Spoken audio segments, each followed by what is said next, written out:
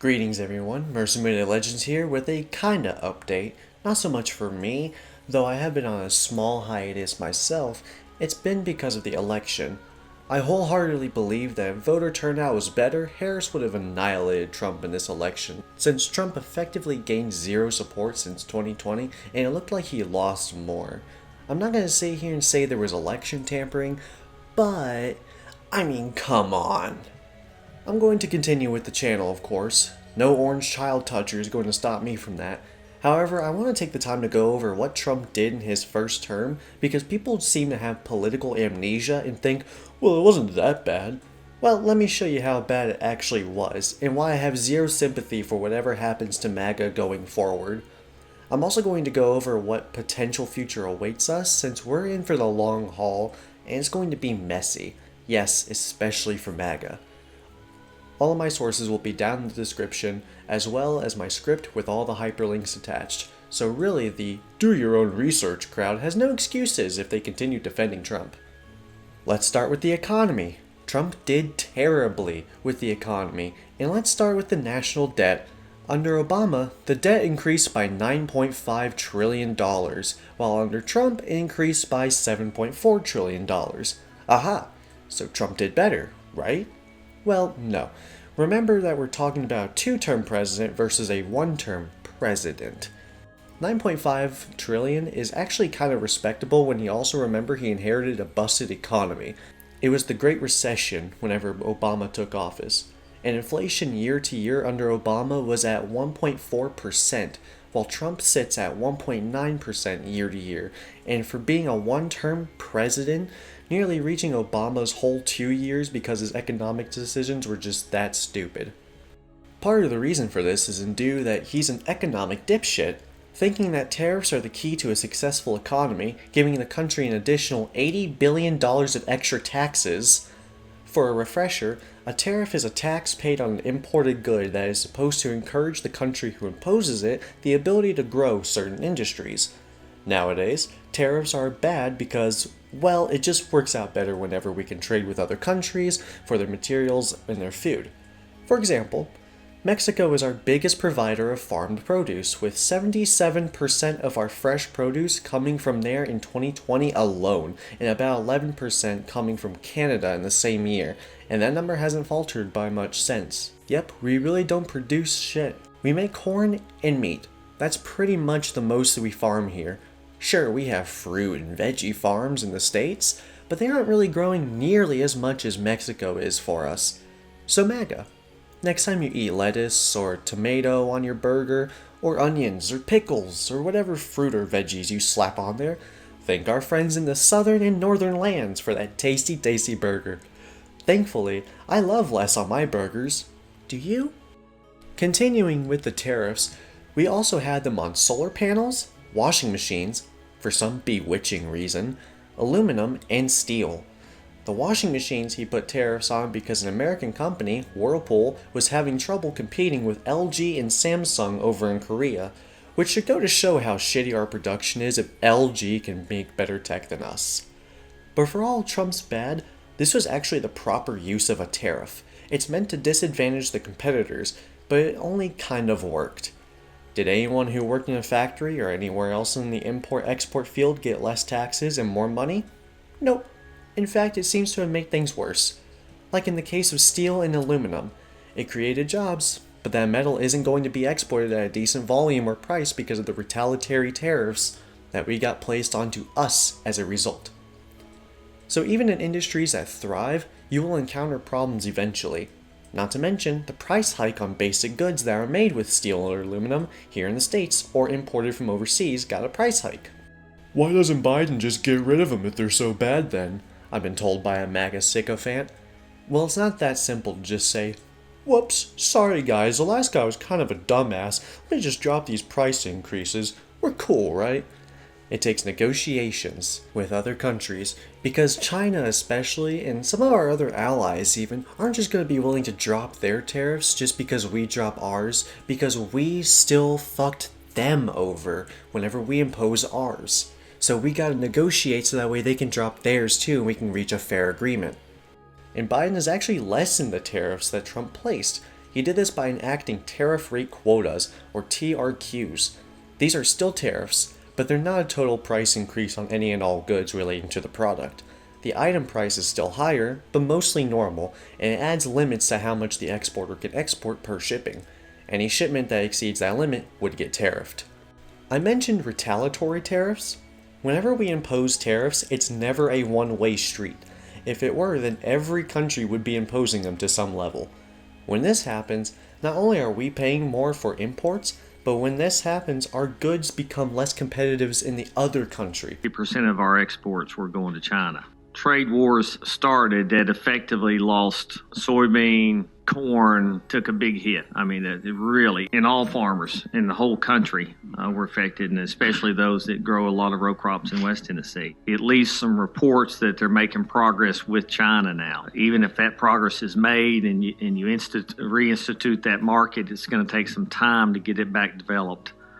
Some people say a year or two even after that. So you think the subsidies that they get, they'll hold out, probably won't go bankrupt, anything like that? Well, the money that they get's not going to fill the hole completely. We need some movement on and try to reopen that market before we'll be fully whole. So our corn trade and the very small amount of other produce that we ship out is really not selling as well as it could be due to the entirety of tariffs that we haphazardly threw onto China.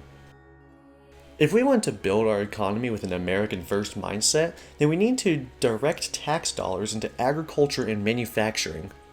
How do we do this? A number of ways, but one good way would be to get us into a single-payer healthcare system, which would save us $450 billion a year because it'd eliminate big pharma price gouging on medicine and get us on a fast track to be able to make medicine for the people and not for profit. Another way is to raise wages. Yes, raise them. If workers are getting more money, then they have more incentive to work harder because they'll know they'll be rewarded handsomely. Productivity increase is one surefire way to raise wages while keeping inflation to a minimum. And the tax dollars from these workers would be spent on stronger infrastructure and building better plants with safe conditions and cleaner emissions. This is shit we can definitely afford, but we refuse to. Because if we do that, then the top 1% who owns 73% of the wealth in this country after Trump's tax cuts, because he never wanted to give you a permanent tax cut. Yours and mine only lasts till 2025. Wait, what did Trump want to do again? Oh yeah, 60% tariff on China and a 10% tariff across the board. Well, I hope you like Depression Pies, MAGA, because this is what you guys voted for. This is what you wanted, right? Sticking in 2017, the Unite the Right rally saw a large number of neo-Nazis marching through Charlottesville shouting, "Jews will not replace us."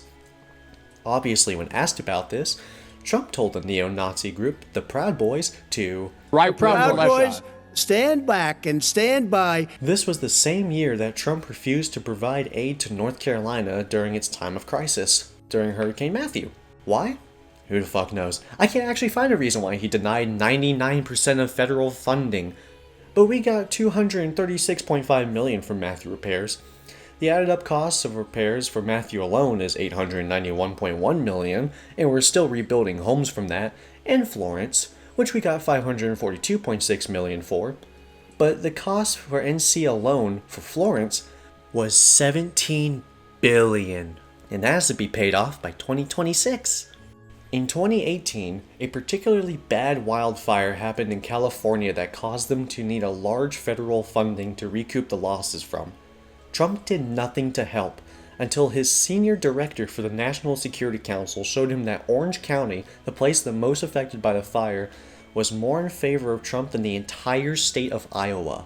Then, Trump decided it was time to offer the funding. This isn't a presidential act. If Biden did this with any red county, you MAGA lot would be bitching up a storm about how Biden is so biased and he's such a selfish president. Yet Trump could outright refuse to help the people who elected him until he knew for certain they elected him. That should go to show that he doesn't give a damn about you or I. Trump is an oligarch through and through, and when another disaster hits in his presidency this time around, expect to not get much funding or any at all, because he has no reason to this time. To even help his own supporters, because he got what he wanted. He told you he didn't need your vote after all. Trump was very hostile towards LGBTQ people. I'm not even talking about the trans military ban, which, by the way, MAGA, if you really hate these people so much and you want them to die, what better way than to ship them off to a battlefield for a pointless war and let the dice roll? Of course, you probably see dying in combat as honorable, unlike Trump. His vice president, Mike Pence, was vehemently anti-LGBT, going so far as to spread far-right fear about the Employee Non-Discrimination Act, the ENDA, and also doing stuff like blocking hate crime legislation, specifically because it would also protect LGBTQ people. And his behavior goes back to at least 2002. Trump appointed anti-LGBT Supreme Court judges. Not just once, not just twice. After 3 times of getting anti-gay people to serve under you, it kind of becomes less of an honest mistake and more of a predatory plan to stop queer people from openly existing. Say, speaking of predators, wasn't he friends with a guy who was one?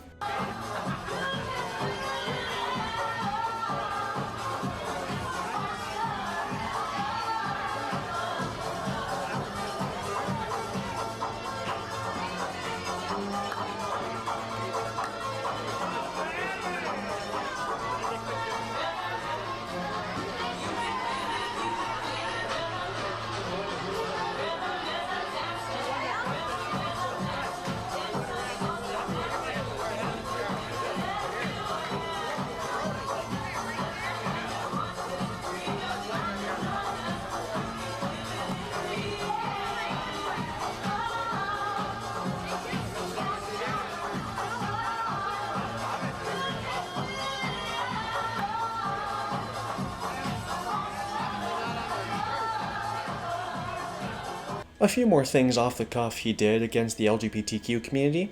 His Department of Labor issued a rule that allowed for religious discrimination on the grounds of not liking the fact that someone is gay, lesbian, or transgender. He joked about how Mike Pence wanted to hang gay people. He appointed multiple anti-LGBTQ judges to the Supreme Court. He opposed the Equality Act, which even had a majority support among the citizens and elected Republicans, so you can't even argue that was an unpopular act being presented to him. The military, on top of the transgender ban, enacted the Deploy or Get Out, which removed sufferers of HIV in the military simply due to their status, with few exceptions. He upended Obama-era policies for healthcare for LGBTQ people as well. He said it's acceptable for schools to discriminate against LGBTQ students while also still receiving tax funding. The list goes on, and I linked the full article that lists exactly what he did. This isn't a few isolated incidents. This is clear discrimination and outright phobia of people's sexual orientation. You know, that thing that can't be changed. The Trump administration was also in power when COVID-19 hit. Remember that? Because Biden had to take the economy from Trump, just like how Obama inherited the Great Recession from Bush. And Biden had to spend a lot more, because Trump couldn't act like a president. Of course not. How did he handle the pandemic? Well, he started out by doing nothing at all. The proper response would have been to shut down the borders and restrict out of the country travel. This wouldn't have saved us entirely, but it would have heavily mitigated the damage caused by the virus. And while it was ravaging the public, Trump and his cronies decided to lie to the public. Did you know that in 2018, Trump tossed out the pandemic response playbook the Obama administration left for them? Oh yeah, that happened. In fact, here's the full 69 pages of the playbook that you can read for yourself. Link in the description, of course. While it's true that these kinds of disasters only sprout up every 100 years or so, it seems due to how viruses and such evolve over time and become harder and harder to manage if they get too many evolutionary benefits too fast, that it's a good idea for modern governments to make and update a pandemic playbook response for their country to follow, in case of a pandemic ever happening again. What did Trump's team offer to stem the tide? Well, either Trump or one of his admins recommended ivermectin. You know, worm remover. For a microscopic virus that infects your cells and doesn't nest itself into your anal cavity. While some have claimed to have been cured by COVID by its use, we can't definitively conclude that worm remover can actually affect the COVID-19 strand. Especially now, with the increased lethality it's adapted to, this can be treated like a placebo. You may have heard the Trump administration tout that UV light can kill the virus, and this is another Republican trick, technical truth. Sure, you can kill the viral cells with a strong dose of UVA-BC, and can certainly annihilate a good number of things. That includes living tissue. And you know that ozone layer that people are so concerned about? That blocks a good chunk of the sun's harmful UV rays from penetrating our bodies and giving us sunburn or skin cancer. However, you can still get a nasty sunburn even just an hour in a moderately hot climate, and direct exposure to this amount of UV is highly dangerous, as you can imagine. This response carries with it an air of danger alongside ivermectin because, yeah, it turns out worm remover and cancerous radiation aren't the best solution to curing an already deadly virus. COVID-19 and his response to it was why he lost the 2020 election MAGA. His approval rating was 34% when leaving office. That's equal to George W. Bush and more than 20 less than Obama, and currently still lower than Biden, who is at 36%. The biggest thing Trump did, and continues to do now, is his racism. Trump is notorious for hating black people, having had racism claims since the 1970s from the actual federal government. Keep in mind that Richard Nixon was president during this time, and Trump was still being labeled as one even then. Last night, I tell you, to watch that thing on television, and they did. Yeah. To see those monkeys from those African countries, and they're still uncomfortable wearing shoes. Well, and then the tail wags the dog there, doesn't it? Yeah. The tail wags the dog. Trump is also the leading voice behind the birtherism claims that Obama was born in Kenya. This isn't true, and it's still not true to this day. But Trump pushed it anyways, and if you only had this to go off of, then that'd be one thing. But his own nephew has exposed his racism in interviews and within his own published book. And not only did he do it to Obama, he began to do it to Kamala Harris too, when she replaced Biden in the race. Sir, do you believe that Vice President Kamala Harris is only on the ticket because she is a black woman? Well, I can say no, I think it's maybe a little bit different. So I've known her a long time indirectly, not directly very much. And she was always of Indian heritage, and she was only promoting Indian heritage. I didn't know she was black until a number of years ago when she happened to turn black, and now she wants to be known as black. I haven't even touched his own words on policies he wanted to do yet, because he doesn't have any policies. He just runs on fear, hatred, and stupidity. He wanted to build a great big wall and make Mexico pay for it. Donald Trump, I am not going to pay for this wall. Right now, and especially under Obama, the number of deportations has reached higher numbers than they ever were during Trump's entire term. Hell, Obama was called the deporter-in-chief for this reason, and even if his staff didn't do a great job, their focus was indeed the security of our border and national security. And look at this headline I found by Fox. How did they not know he was called the deporter-in-chief? That's bullshit. 5 million people were deported under Obama's 2 terms. Under Biden, it's been very high at around 4 million due to Title 42. Under Trump, 2 million. Half of that of Biden, and more than that of Obama. So Trump isn't actually tough on the border like he claims to be. In fact, if he were to go through with the mass deportations, then he'd have a record higher than Obama, simply because he also wants to take out anchor babies and dreamers. The idea that he was going to build something on our border and make another country pay for it is almost as ridiculous as saying a tariff will eliminate income tax and fill our coffers. First off, unless we came to a joint agreement, another country cannot be forced to pay for something we build on our soil. Right now, deportations are at a low compared to what they were a few years ago, because Biden has been working with Mexico to curtail the amount of people crossing the border. If you care about the border, then Biden was your guy. But if you only care about the stuff that doesn't exist, like Haitians eating dogs... In Springfield, they're eating the dogs, the people that came in. They're eating the cats. They're eating They're eating the pets of the people that live there. Then you might not be informed enough to know that said Haitian immigrants came in under Trump's administration, under work visas specifically to revitalize the Springfield community. Trump doesn't care though. Why would he? His drug-addicted supporters hate black people they perceive as the problem, no matter how much of an obvious lie it is. Of course, we can't discuss all of Trump's stupid ideas here because a lot of information from 2018 and further is hard to find info on. But we don't need the past. Let's focus on the now. Trump said he was going to deport the Haitian immigrants he helped bring into this country. Is Haiti as a country a shithole as Trump says? No. Not the people, anyways. But the country has been on decline for decades, and it's not the people's fault. But they aren't drug addicts. And they aren't criminals. We know that. Immigrants commit far less crimes than natural-born citizens, and that's just a fact of reality. Oh, and also the whole, "they're eating your pets" line, that's an old-school trick, and even the Nazis used to dehumanize the Jewish citizens of Germany. Isn't that weird how this guy quotes Nazis and defends them so much? I mean, he hosts guys that love to spew all that rhetoric, but you can't possibly hold him accountable, right? So, what is the potential future going forward? Trump has threatened military involvement on our own people countless times recently and in his first term. He called the Democrats the enemy from within. Really, I wasn't thinking like they could, because they're very, very different. And it is the enemy from within, and they're very dangerous. They're Marxists and communists and fascists. And the media, the enemy of the people, which is very strong rhetoric. Tone down the rhetoric. If you want to say that Trump doesn't have any bad rhetoric himself, look at this. I'm going to read this verbatim. So, with the revelation of massive and widespread fraud and deception and working closely with big tech companies, the DNC, and the Democratic Party, do you throw the presidential election results of 2020 out and declare the rightful winner? Or do you have a new election? A massive fraud of this type and magnitude allows for the termination of all rules, regulations, and articles, even those found in the Constitution.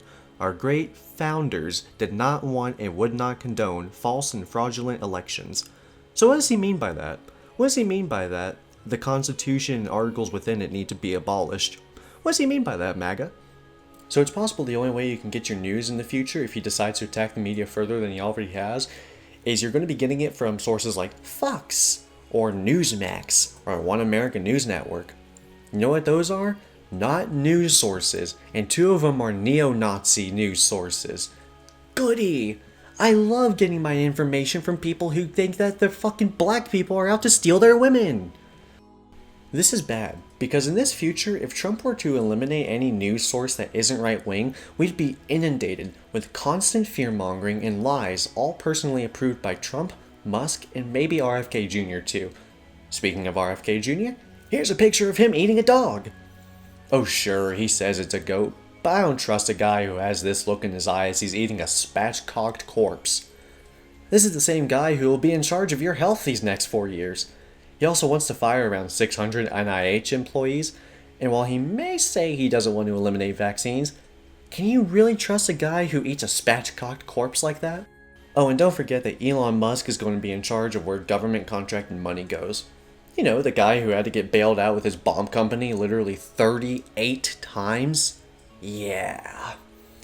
It also doesn't help that Tesla is a shitty car company and doesn't deserve any more funding since it's ran by a complete imbecile who has a breeding fetish and made a rape joke towards Taylor Swift. Well, I guess you don't care that Trump hosted Nick Fuentes, the most Spanish-sounding white supremacist ever heard of, and he all but admitted to being in favor of raping women after Trump won. We control your bodies. It's your body, my choice. Trump's new tariff idea is even more ridiculous than his last ones. A 60% tax on Chinese goods sounds great. I hope 55% of the products in this country isn't Chinese-made goods or anything like that, because that'd be unfortunate. He wants to impose more tariffs on Mexico and Canada. Well, that won't do, because then we'd be paying even more for our food, when the corporations already overcharge what they should be charging since they get to set the prices to whatever they want. Gee, if only there were a candidate who would be able to go after this greedflation. We will lower the cost costs on everything from healthcare to groceries, taking on, for example, the issue of corporate price gouging. I've done it before, and I'm going to do it again. The word grocery, it's sort of simple word, but it sort of means like everything you eat. The stomach is speaking. It always does. And I have more complaints about that. I mentioned before how they want to go after dreamers and anchor babies. I'm going to put quotation marks around that term all the time because it is in our fucking Constitution in the 14th Amendment that any baby born within our borders is a citizen. Full stop. You can disagree with this till the cow chow finally croaks or doesn't turn his empty head. But without immigrants, we wouldn't be a first world nation. Without slavery, we would have to do everything ourselves. And just look at the white people in Springfield blaming Haitians. If they wanted jobs, they could have gotten them. But they're blaming the people who are reviving their economy. Why? Because of skin color. And the rumor of eating cats and dogs was from a third-party claim at best. And it was still false. The geese picture was false. The drug-addicted criminals are actually the white, lazy, inbred citizens who walk around shirtless calling people from Haiti sand monkeys. You know, that place south of Florida, which is one of the most tropical areas in the whole country. You know, Haiti. Sand. Don't wave at me, you sorry f***ing sand. I'm going to leave it on this frame for a little bit just to show you what these people are like. Trump also wishes to appeal the Affordable Care Act and replace it with... So, just a yes or no, you still do not have a plan? I have concepts of a plan. I'm not president right now. This would cause over 20 million Americans to lose access to any sort of affordable healthcare option, and there's currently, or maybe ever, no plan to make it better. Trump has also stated he wants to give police immunity from persecution. So in Trump's America, you don't even have to do anything wrong to be arrested. And it's worse than now because with private prisons, you'd get arrested and then put on slave labor. And I wouldn't count your white complexion saving you from slavery, since fascists don't give a fuck about your skin color, and Trump himself said he wanted to reenact the 1798 Alien Enemies Act. You know what that act does? If you have any sort of non-American background, you're deported. And this act applies to war. So if we're in times of war, then it can go into effect. Which is weird, because wasn't he not supposed to be entering us into more wars? So how is he going to enact this act that requires us to be in war for it to actually take effect? That's really strange. Probably nothing though, right? Something that Republicans have stated themselves as a party saying that they want to use to remove all known suspected gang members, drug dealers, or cartel members from the United States, ending the scourge of illegal alien gang violence once and for all. Which, by the way, would not work. Because if you got rid of every single criminal in the country, you would still have criminals. By the way, I highly recommend you read this, because the preamble is called A Return to Common Sense. This means, in plain speak and how they want to say it, whites only, and if there are non-whites, then it's third-class citizenship and forced labor for you.